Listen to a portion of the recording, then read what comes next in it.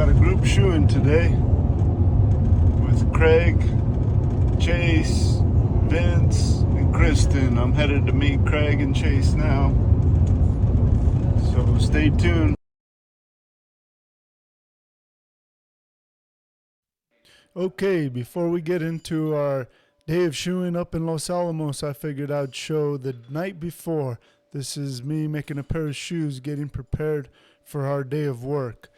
This particular horse that I'm making these shoes for is a warm blood. These are 13 and a half inches of 1/2 by 1. So he tends to wear out his shoes, so we figured we'd make a heavy set of hind shoes for him and he can make it through the shoeing. This will be a pair of 3/4 folded shoes. Here I am quenching off my bar stock, trying to get an even heat, and upsetting for a nice thick toe. All right, enjoy.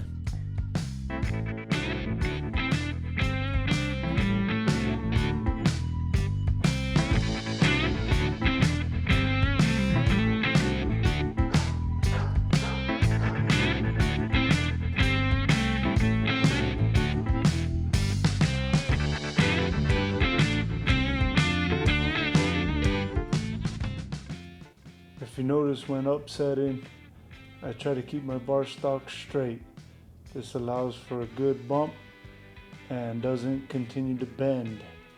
Straighten it out and upset.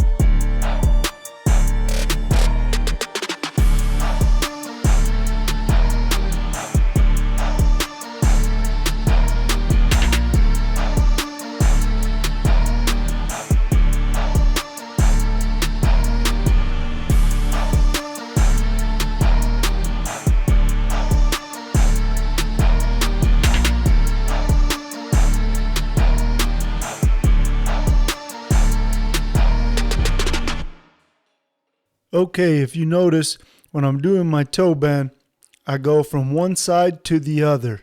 I swap back and forth, and what that does is that allows me to bend the toe evenly around my center mark and not have more arc on one side of that center mark than the other.